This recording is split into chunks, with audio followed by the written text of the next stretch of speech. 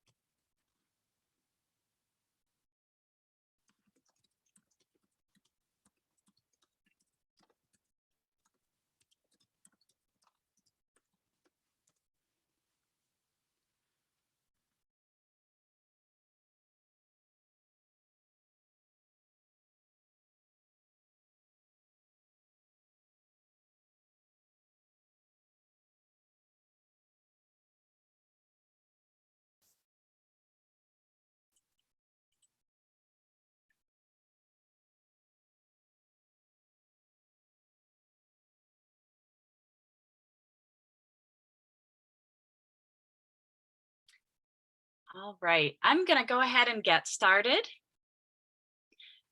And let me just close this. All right.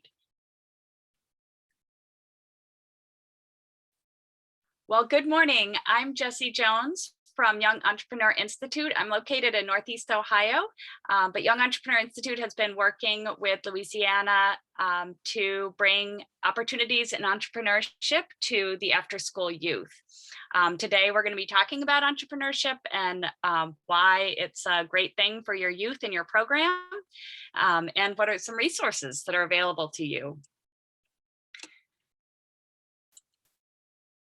So I'm the Afterschool Program Director. I've been working with K-12 youth in entrepreneurship for about 10 years in Northeast Ohio and beyond. And we're working right now through the Mott Foundation with youth in 17 states across the nation to do all kinds of interesting programming in entrepreneurship. So we're going to talk about why entrepreneurship is great and give you some opportunities and resources. And oh, we've got two people from Big Buddy program. Excellent. And then what some next steps are. So at Young Entrepreneur Institute, we believe every child should understand and experience entrepreneurship. And I'm going to tell you why. So the way we achieve that is through a bunch of different programs that give kids real world experience in entrepreneurship. So we have a market where kids can have a selling experience. Lemonade Day is a national program that actually is available to students all across Louisiana as well, that we've been doing in Northeast Ohio for 11 years. And also gives kids a one-day selling experience where they're using a lemonade stand as a model. Through the Speakers Bureau, you can bring virtual speakers for free into your program so kids can hear firsthand from people that they can relate to, business ventures that they are interested in. Young people, people of all ages, they can speak about their entrepreneurial journey.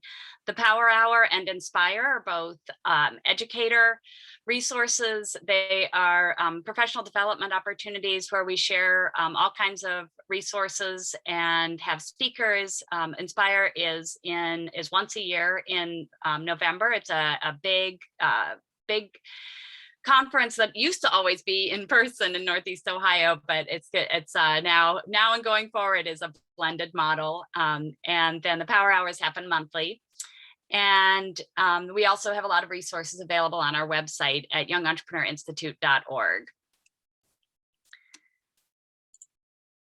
So the reason that we see the need for youth entrepreneurship for every child is because of the important skills that it builds for the 21st century and beyond. And that includes social emotional learning. That includes, so a lot of the same, we have a lot of overlap with social emotional learning and the 21st century skills. But the word entrepreneur is kind of a funny word. It's, it's hard to spell. Kids have trouble pronouncing it. They may not really relate to the idea of an entrepreneur. They may not think of it as something that they could reach.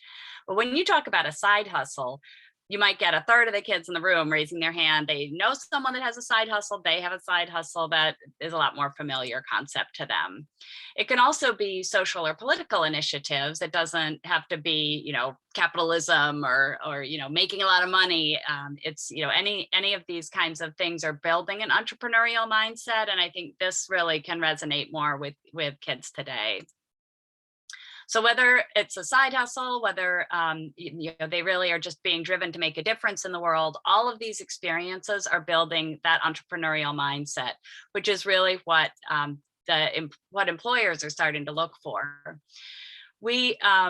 We did a focus group in Ohio a couple summers ago, and we talked to youth. We had a early college student doing a lot of interviews with youth, talking about what entrepreneurship means to them, and discovered that not too surprisingly, that there was a real misconception around entrepreneurship, and the kids didn't really relate to Bill Gates and Elon Musk, and that's really what they thought of as entrepreneurs.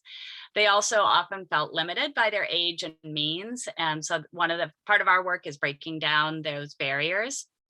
And they're interested in learning about and experiencing entrepreneurship, which is great. They want to meet entrepreneurs, which is why we created the Speaker Bureau.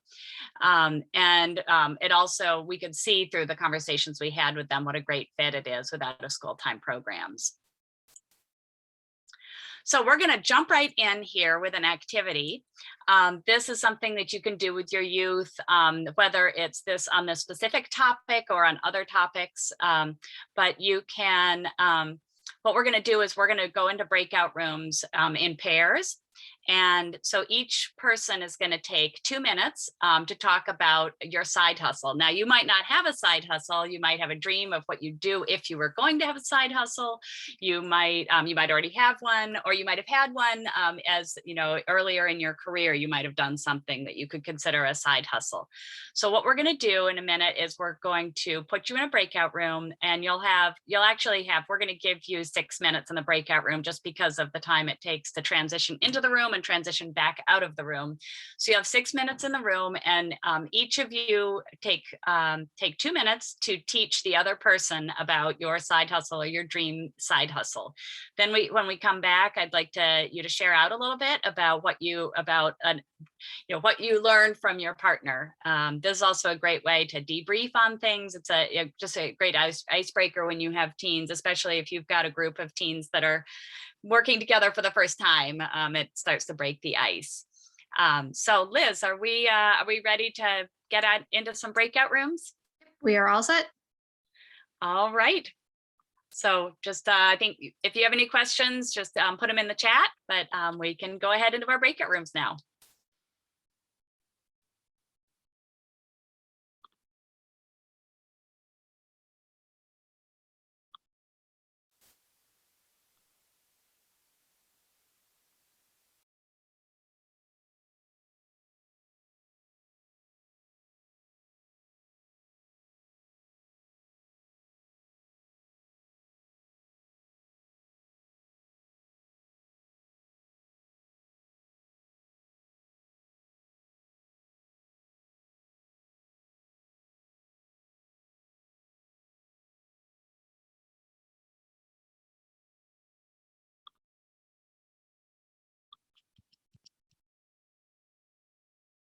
Riley, do you need help getting into your breakout room?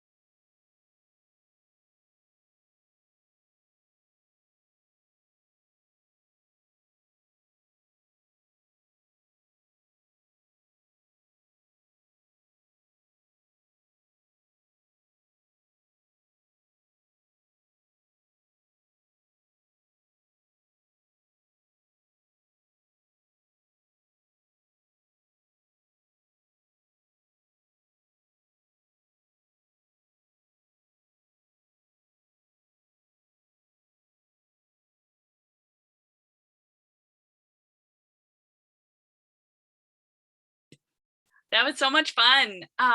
If I could get everyone to turn on your cameras for a minute, because I'd like to just share for a couple minutes here.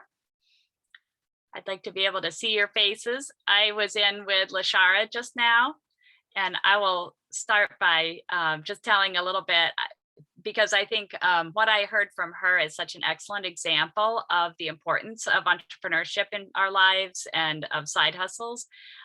So she has multiple side hustles she times throughout the year to balance the workflow. And I think that's an excellent way to do it. And one of the things that she said initially was about multiple income streams, which is one of my personal values. I think that's very important. And it's a great just a great skill to be teaching kids. And so when we have these experiences in our own personal lives where we can teach them to our kids so much better.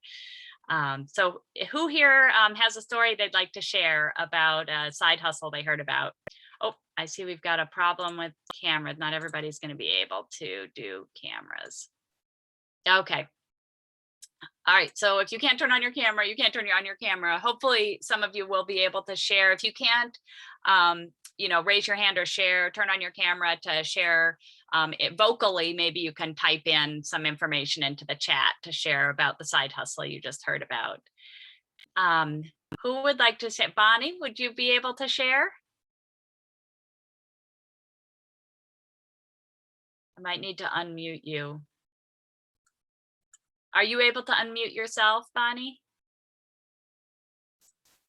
Oh, I'm unmuting. There we go. Awesome. Okay, can you hear me? I can. Okay. It was ironic that I was in the breakout room with I think it's Takaya, and we were she said before the pandemic that she did event coordinating. And I was telling her back when my children were younger in the 80s and 90s that I did wedding coordinating, and presently, just before the pandemic, I had just started a weight loss product business as my side hustle, and then we came to the conclusion at the end of our conversation that for a lot of people, our 21st century community learning center employees, that's their side hustle, that's their extra stream of means of income. That's excellent. Yeah, absolutely. Okay. Yeah, I think the pandemic has really, Lashara also does wedding coordinating.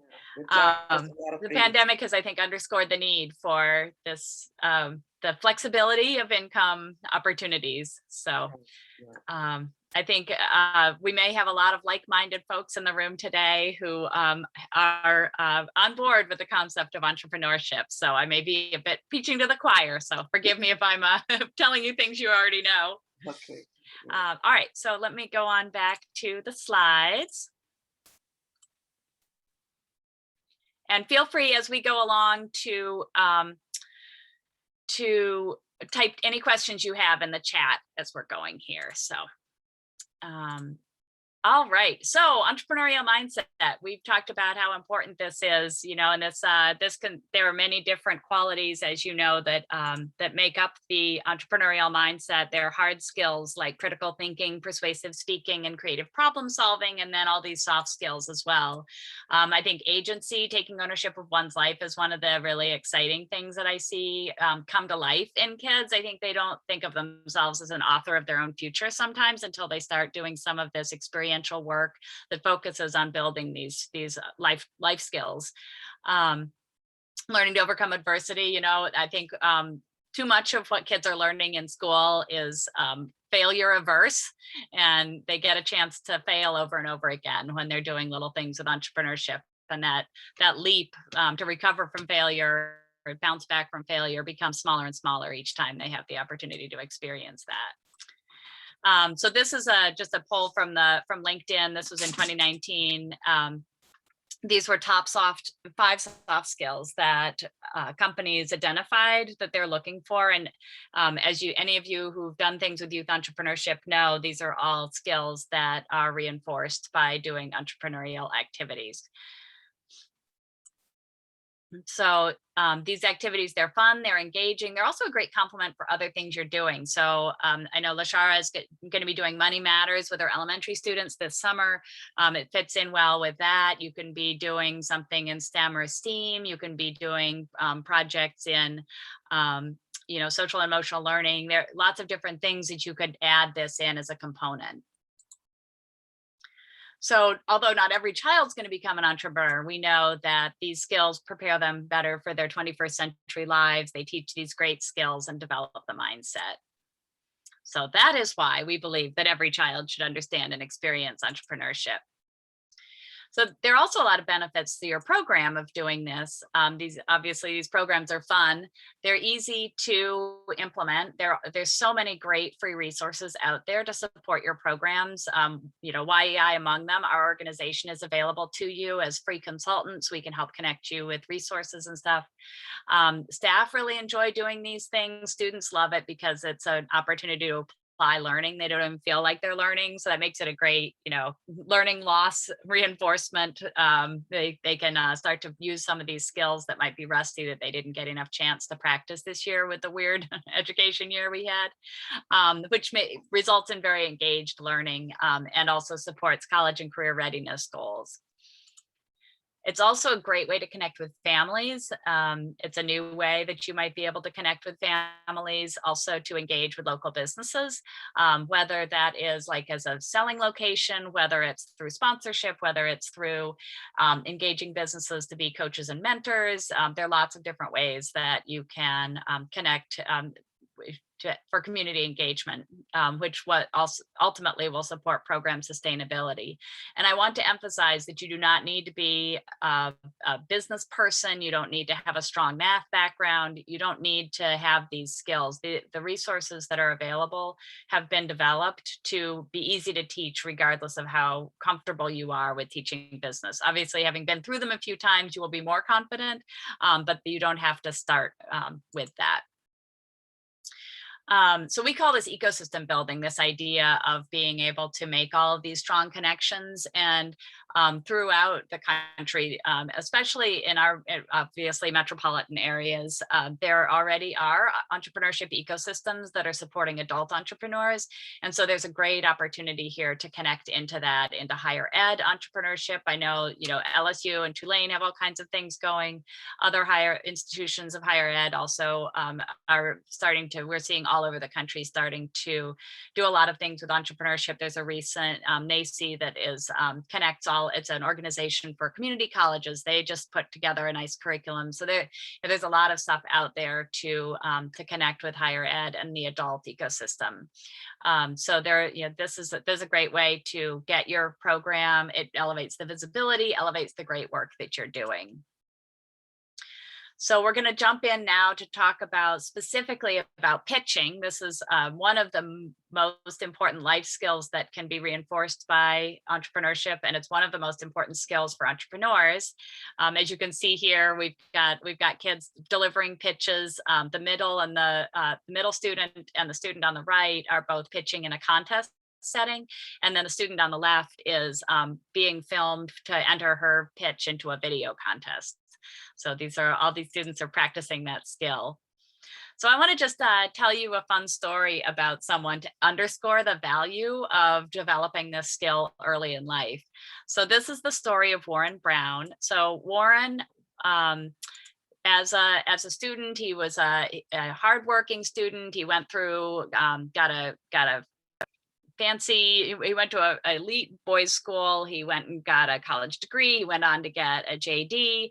He was working in housing in DC for the government, and he loved that he was having an impact, but what made him come alive was baking. He absolutely loved baking.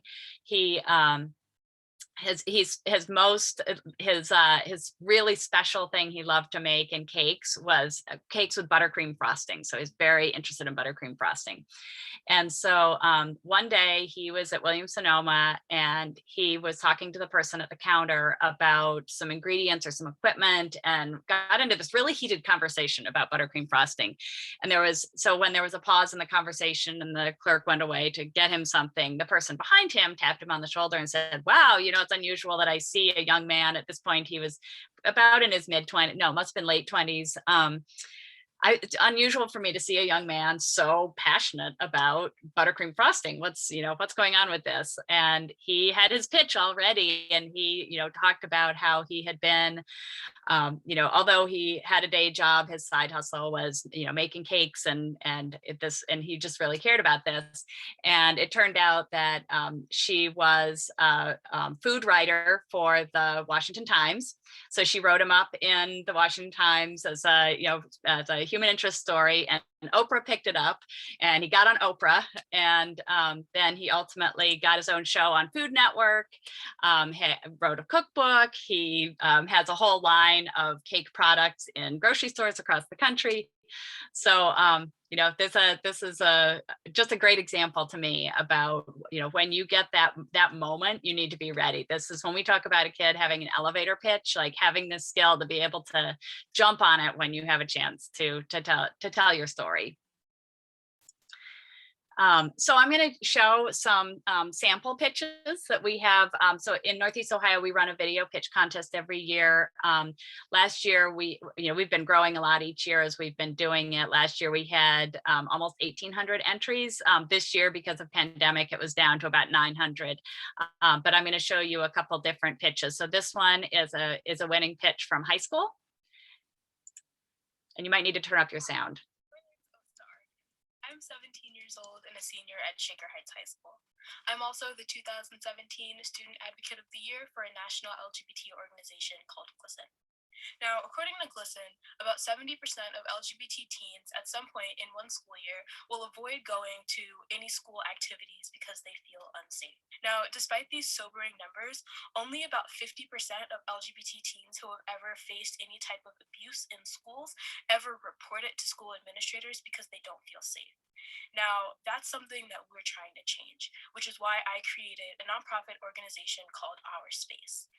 Our Space is an educational resource network providing queer youth with resources to advocate for change in their own communities. We're an entirely youth-led network, meaning that this is a for youth, by youth project, so that when young people reach out to us, they know that they're being met with kids just like them from different school districts who understand what they're going through. The second advantage of Our Space is it provides youth with a streamlined database of information so that they have everything that they need at the tip of their fingers. The third advantage of Our Space is that it provides students with not only physical resources, but also human beings. To find more information about Our Space, visit our website at ourspace.net. And please, while you're there, consider contacting your legislators and encouraging them to create model policies so that students don't always have to be the ones doing this work. It's so inspiring to see the things that kids come up with in the pitch contest. It's like a holiday watching these as they come in. So the next one, just to show the full age range of the different pitches that we get. The contest is for K to 12, and just incidentally, so we have the kids compete against kids in similar age groups. So it's K to 4, 5 to 8, and 9 to 12. So this student is a first grader. Competing in the youngest category. Oh, I missed it. Oh, I have to go back. Let's see if I can go back. Who doesn't want a hot chocolate chip cookie right out of the oven? Of course you do. When you're sitting at work or in class, wouldn't that be delicious? Imagine if my tummy and soul mobile cookie cart rolled up to your door with hot cookies that just cost $1 for the first hot cookie and 25 cents for the second. Your tummy would feel great, right? And when I donate the 25 cents to the animal shelter, your soul will feel great too. We'll be rolling up soon with an oven full of just baked cookies ready to feed your tummy and soul. I love it. All right. So that's a sampling of what the students, what we get to see the students doing. So we're going to move in now to another activity. So this one, it incorporates a bunch of different things from some of the work that we do. And so one of the things that we talk about in mindset building, as well as stretching, creative problem solving, and critical thinking skills, is this concept about applied creativity. And so in this diagram here, the picture with the arrows going away from the center, that represents artistic expression. So if you are being creative out of your own imagination, just expressing yourself through through painting, through dance, through literature, poetry, however your mode of expression is, and it's just coming out from your personal expression. That's what that first one represents, and that we think of that as creativity and ideas, and that's the kind of creativity a lot of people who haven't had experience with mindset development might think of when they talk about creativity.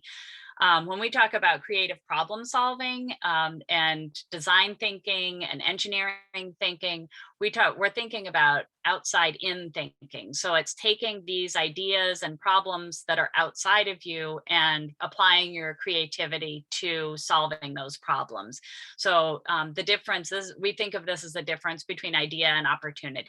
So if you're just putting out, if you are expressing yourself through art or literature, this is it's something that you're doing that is in a different realm than if you're taking your photographs and putting them on a greeting card and selling them because people want to buy greeting cards. And this is something that when we talk to students about their entrepreneurial ventures, that will often be the case. If they want to make money doing artistic, creative, outside in kinds of things, they need to look for ways that they can match that up with a market in order to make it a money maker for them in this sense. So in this next activity, I want to show this video first because I think it gives us a really interesting way to conceive of outside in thinking. This video comes from this guy here is a teacher at Harvard Business School, and he's talking about a case study that they did that I think sort of turns need thinking on its head. So I wanted just to tell you a story about a project we did for one of the big fast food restaurants. They were trying to goose up the sales of their milkshakes. They had just studied this problem up the gazoo. They brought in customers who fit the profile of the quintessential milkshake consumer. And they'd give them samples and ask, could you tell us how we can improve our milkshakes so you'd buy more of them? Do you want it chocolatey or cheaper, chunky or chewier? They get very clear feedback. They would then improve the milkshake on those dimensions, and it had no impact on sales or profits whatsoever. So one of our colleagues went in with a different question on his mind, and that was, I wonder what job arises in people's lives that cause them to come to this restaurant to hire a milkshake.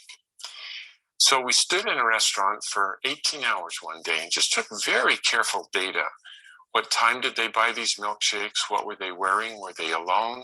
Did they buy other food with it? Did they eat it in the restaurant or drive off with it? It turned out that nearly half of the milkshakes were sold before 8 o'clock in the morning. The people who bought them were always alone. It was the only thing they bought, and they all got in the car and drove off with it. So to figure out what job they were trying to hire it to do, we came back the next day and stood outside the restaurant so we could confront these folks as they left, milkshake in hand. And in language that they could understand, we essentially asked, excuse me, please, but I got to sort this puzzle out.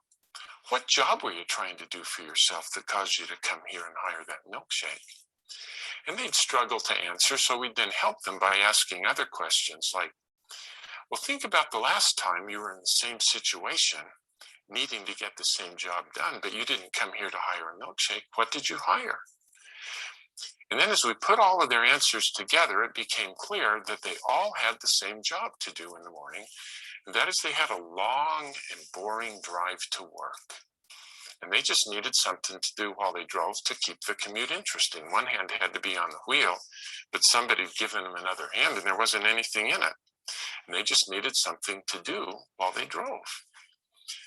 They weren't hungry yet, but they knew they'd be hungry by 10 o'clock. So they also wanted something that would just pull down there and stay for their morning. Good question. What do I hire when I do this job? You know, I've never framed the question that way before, but last Friday, I hired a banana to do the job. Take my word for it, never hire bananas. They're gone in 3 minutes. You're hungry by 7:30. If you promise not to tell my wife, I probably hire donuts twice a week, but they don't do it well either. They're gone fast. They crumb all over my clothes. They get my fingers gooey. Sometimes I hire bagels, but as you know, they're so dry and tasteless. And I have to steer the car with my knees while I'm putting jam on them. And then if the phone rings, we got a crisis. I remember I hired a Snickers bar once, but I felt so guilty. I've never hired Snickers again. Let me tell you, when I come here and hire this milkshake, it is so viscous that it easily takes me 20 minutes to suck it up that thin little straw. Who cares what the ingredients are? I don't. All I know is I'm full all morning and it fits right here in my cup holder. Well, it turns out that the milkshake does the job better than any of the competitors, which in the customer's minds are not Burger King milkshakes, but it's bananas, donuts, bagels, Snickers bars, coffee, and so on. But I hope you can see how, if you understand the job, how to improve the product becomes just obvious. So this video is available in the folder of resources that I'll be sharing with you later. So if you want to use that with your students, oh, there we go. Okay, so we're going to take a chance now to practice this. And so before we go to our breakout rooms for the exercise, I just want to give you a chance to practice right now. And let's use the chat because it seems like everybody has access to that where they may.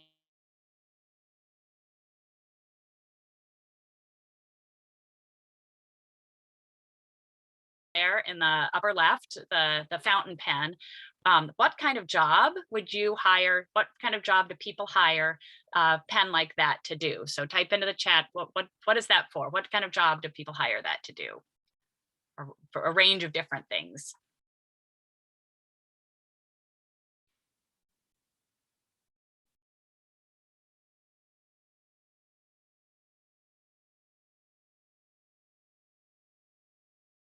Actually, maybe a banking, yep. Documentation reporting. And if you want, actually, why don't we to make this a little more active, why don't you take a look at all of those pens and you can type in the type of pen and what job you'd hire it to do. So the Sharpie, yep, for posters. Yep, the fountain pen for signing paperwork. The roller ball, we've got a roller ball there. Then what about the one that's in the lower right-hand corner? Your logo here. Yeah, something permanent, right?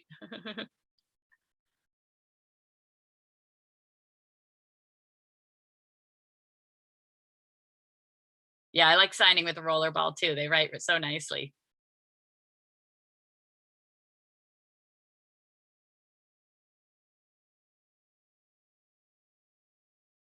Yeah, logo here for marketing, right?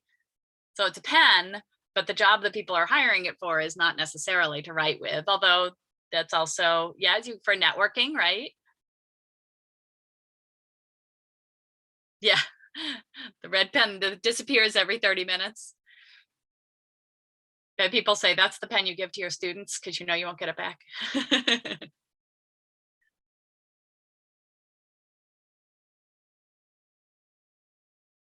All right, so next we are going to go back into breakout rooms again. And you are going, so this is, these are, and you could do this exercise with your students with any kind of product.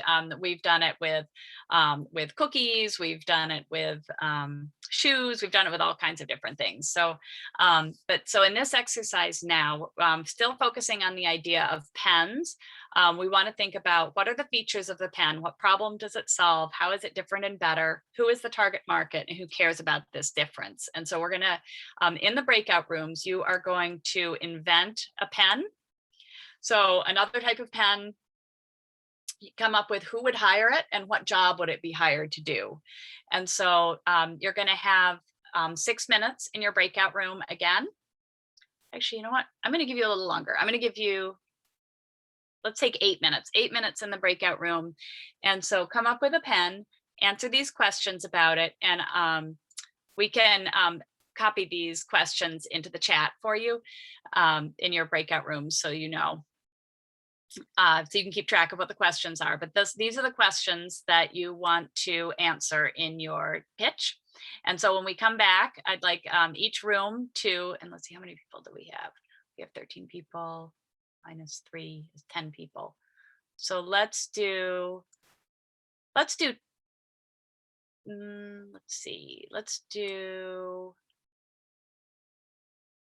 3 rooms.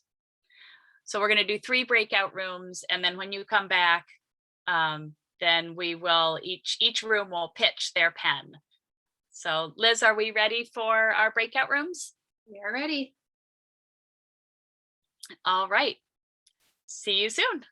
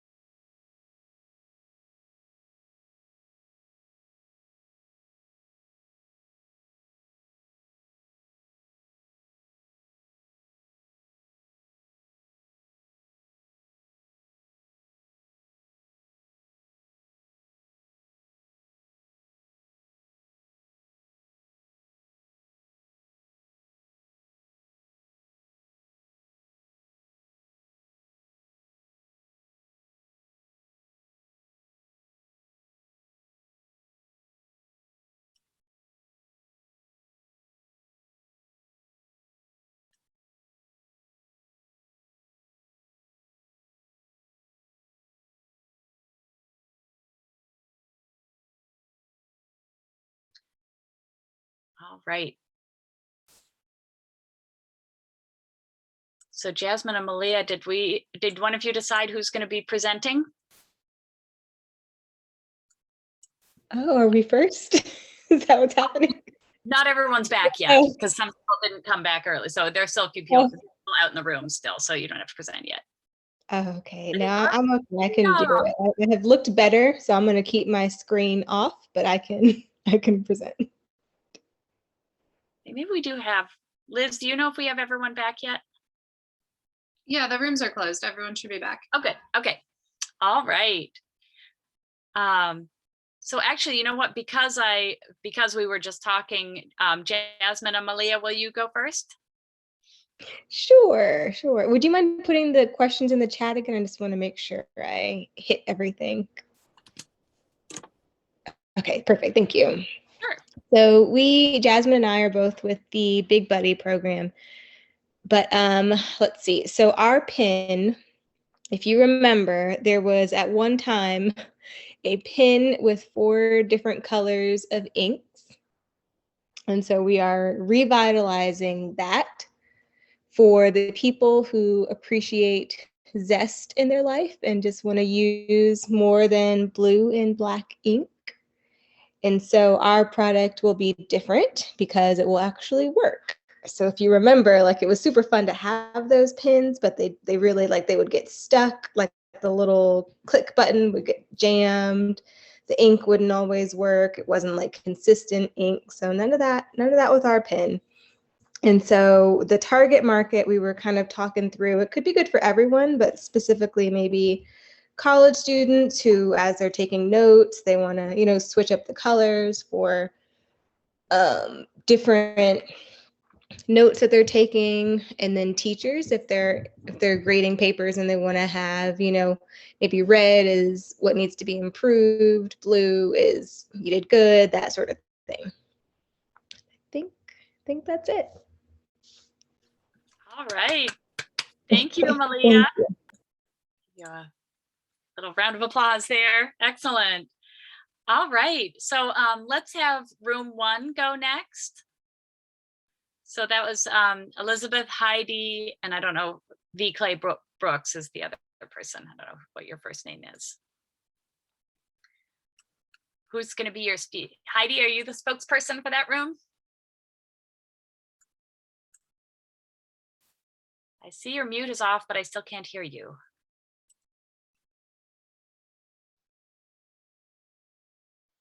Can you hear me now? Yeah. Okay, awesome. So we actually came up with 2 different pens. They're kind of related to each other, and we kind of went a little sci-fi with it. So I don't know if you guys remember, like, the mood rings we would buy in middle school. So I was like, okay, maybe we could do like a mood pen that would change colors whenever you were sad, happy, angry. If it were scientifically possible, I would say we could use it for like nonverbal kids and teens who can't really express how they feel in a therapist or a psychiatrist setting. Or we could market it as a product for the public and use it for like diaries, like, oh, like this changes with your mood. I know kids would go crazy for it. And then Elizabeth came up with a mindfulness pen that would only write positive words and affirmations. And I was like, that's really a great idea. Almost like we could sell it in the package together, like mood pen, affirmations pen, all positiveness all around. I would definitely buy that. Those are great ideas. I love it. Thank you. Very good. Give you a hand. Excellent. All right. And then room 3. So Lashara, Jayla, Andrew, and Takara. Who's going to be your spokesperson for your room? Okay, I think I'm good. So for us, I immediately came out and just said, after I saw a couple of comments, that yes, I would love to design a cool pen, but more importantly, I would like to keep that pen.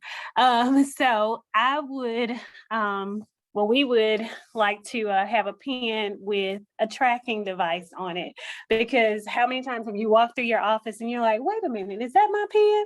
You know, and so you want to keep that pen. So Jayla shared that Apple has kind of similar features on their products, where you can kind of track different things that belong to you. So the pen would actually have a tracking device, and so it solves the problem of who took my pen. And it's, of course, better and different because you can hold on to your favorite pen a little bit longer. And we thought that we would market it to, of course, teachers and those who work in offices where, you know, the chances of your pen being swiped is a little bit higher. So that's us. Excellent. Good idea. I love it. Good ideas, everyone. This is so fun. And when you do these activities with your kids, you'll get new ideas every time you do it. It's lots of fun. So to reward you for your guts going first and pitching, for all of you, all three of you who presented pitches today, we award you a $5 Starbucks gift card. So if you give me your email address in the chat, or if you email it to, I'll put my email address in the chat if you want to send me a message instead for privacy, then we will email you that e-gift card. There's my email address if you don't want to put yours in the chat. So, all righty. So let's get back to our presentation here. Excuse me. So, and that pen exercise is included in our curriculum that we'll be sharing with you later. Okay. So we did, following some of our pilot pitch contests that we did across the country, we did student surveying, and these were some of the things that the students said about the experience they had with the pitch contest. So students and program organizers. So students like competing for prizes. This increased program attendance. Learned how to explain information in fast amount of time, which is, I mean, that's an amazing skill. And you'll see, like, the kids aren't going to get that the first time every time, but over time, that's definitely something they will develop. And learning how to make a persuasive pitch presentation. And this, I love this. I mean, this sort of speaks to the agency, but that you can be independent. You don't have to rely on other people. And I think I was really amazed when we started doing a lot of work with pitching back in the early days of YEI, and just when I was in workshops with students of all ages, really all through the whole K-12 spectrum, to see that light go on, that they feel empowered, and I love that. Okay, so you have an opportunity coming up right now in Louisiana, which is Tiger Tank. So I just wanted to take a little chance to promote this and give you some information about this statewide pitch contest through 4-H. So this is, it's a contest for youth in ages, that is not right. That is not 28. That's supposed to be 18. Sorry. It's for teens, basically. Those for your middle school and high school students. And based on 4-H year, which your 4-H birthday is January 1st of the year you were born, if you're not aware of that. So in order to compete in this contest, there is a business, this is provided, the business plan packet and outline. So the students just fill this out. They develop a 3 to 5 minute pitch. They can work individually or as a team, and then there are 2 tracks of competition. So they can either just be an ideation phase, or they can have a business that's already up and running. And so they're divided into sort of their level of achievement in entrepreneurship at the time. And then finalists will be presenting at 4HU on June 23rd and 24th. And I'm on the next slide. I'll also have Christina's information. She's the one you can contact for more information on this. But so the way, if you want to get involved with this, you can promote this contest, recruit youth if you need to, or if you already have a group of youth that are doing things like at the Young Entrepreneur Academy, for Big Buddy, so you'd have your students already. Select whatever curriculum you want to use to teach this, and we can help you with that. There's free training available. We can help you and your team get trained up to help the students prepare, get them all ready, and then they'll need to register by May 28th if they want to attend 4-HU. And then submit the entries to Tiger Tank by June 4th.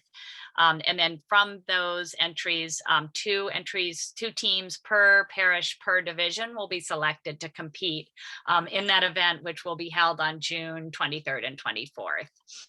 So let me I see I've got some stuff in the chat here. Do we have anything? Excellent, Jayla, that's cool. All right. So any questions about that, let me know. You can also email me if you have other questions about, curriculum and preparation for that. So speaking of curriculum, so this is something, Young Entrepreneur Institute is primarily a service provider. Like our goal really is to help you, we want to be like your Sherpa to help you figure out what's going to be the best way to implement entrepreneurship in your program. This is the only thing that we have that's curriculum, but there was really a need we saw that to have something that was a really just quick and easy way to get kids from never having pitched before to being ready for a contest. And so this is a package series of workshops that we developed over the years that we were delivering to kids of all ages. And so when you sign up at yepitch.org to get this curriculum, it's free. You get a Google link. I'll show you in a minute what's in there, but it includes everything you need in order to teach and run a pitch challenge in your program. And so this is what the Google folder looks like. So if you go out to yepitch.com or yepitch.org, you'll get there, fill out the registration form. And so it's got these sample pitches. There are lots more videos like I showed you. We also have bad pitches. So, breaking every rule in the book so that kids can kind of, help create that conversation with kids about how to have a really strong pitch. Then in toolkit videos, we have a little video accompanying every module within the curriculum. And then the job of a milkshake video is in there, as well as the message map. Message map is a business tool for structuring pitches, and there's a video from Forbes about how to do that. So this is what the curriculum looks like. There are these first 3 lessons are kind of the academic material. This is where it really by the time they're done with those first 3 lessons, they've got a pitch. And then in the 4th lesson, they're practicing, iterating to make their pitch better. And then the 5th lesson represents either filming the pitch to submit it to a video contest or actually having the live pitch contest in your program.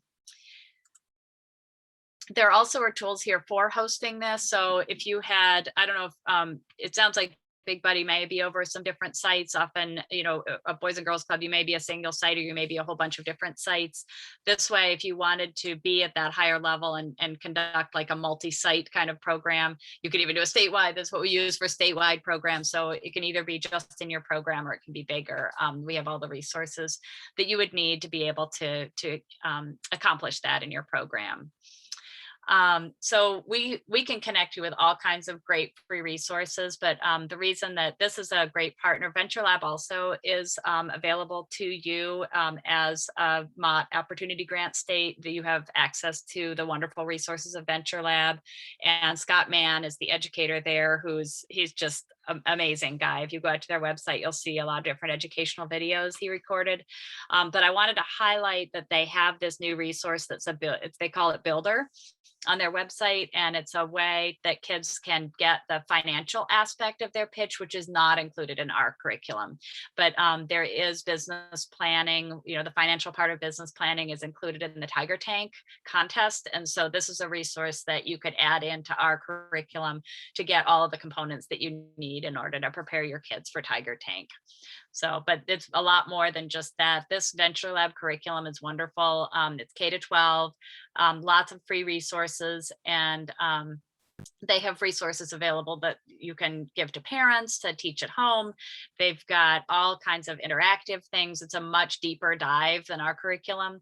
So they've packaged a lot of traditional activities, like many of you might be familiar with them. With the Marshmallow Tower Challenge, which is a traditional kind of STEM activity. So things like that, they've just packaged in a really nice, easy to implement way. They also have content on the Mizzen app, if any of you are using Mizzen by Mott for access to resources. So Venture Lab is a really great tool, set of tools that are available to you. So next steps, you can, I encourage you to go out to our website, youngentrepreneurinstitute.org. You can sign up for our email. We send out a monthly email that has notifications about things like national pitch contests kids can enter, programs where kids can get mentoring and access to seed capital, opportunities for professional development where you can connect with other educators to learn about entrepreneurship, to build your skills with entrepreneurship, things like summer camps for kids, all kinds of different things are in our monthly email. And then I encourage you to contact me if you want to just have a conversation about what kind of curriculum is out there that can fit your needs. They're actually through the Mott Opportunity Grants, you actually have access to curriculum from a lot of different providers for no cost. So I can tell you about what all of those are and help match you up with that.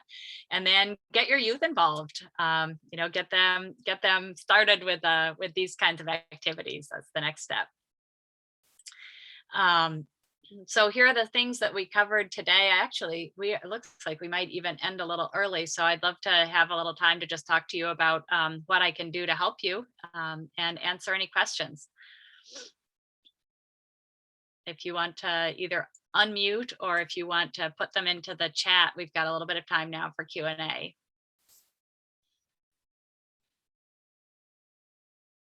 I'll leave this up for just a minute so you can grab this information if you want.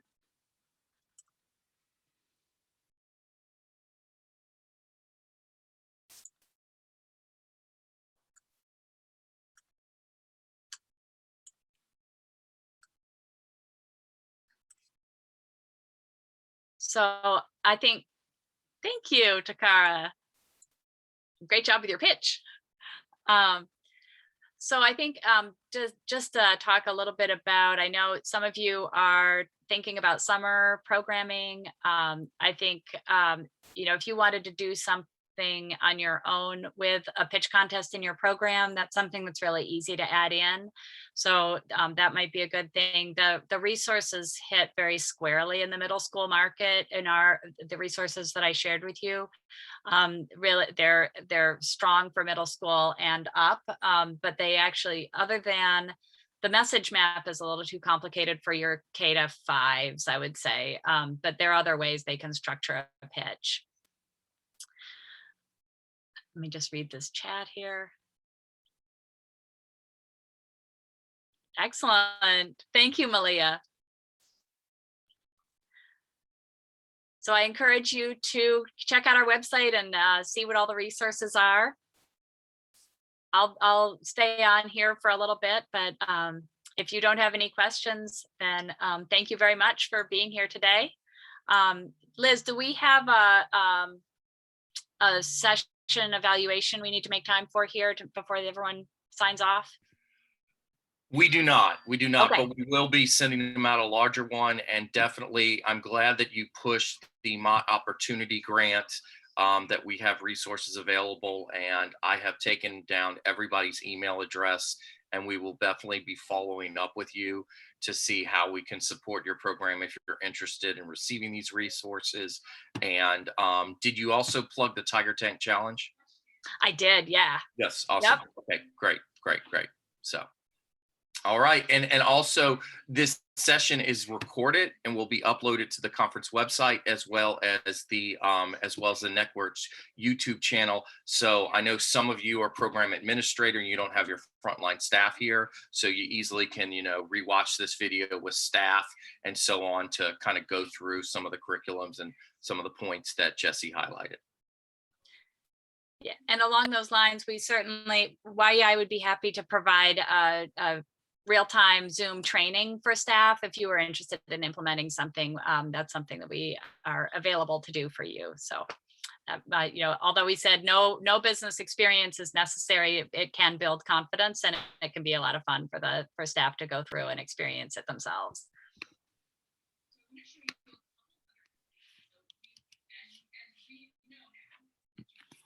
All right, well, thank you very much for coming. I'll stick around if you have any questions, but enjoy your Saturday, and thanks for spending part of it with us.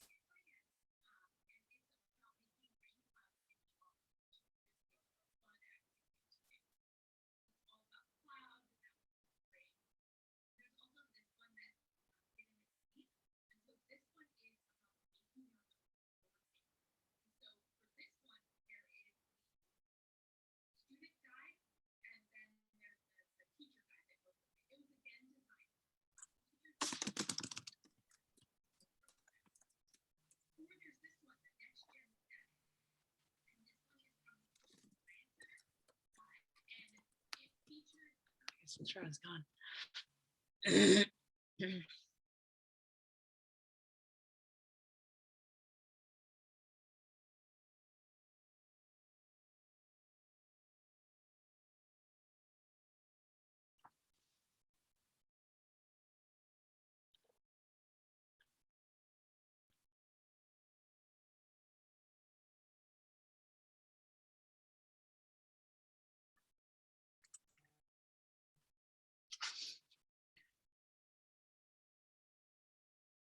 Hello.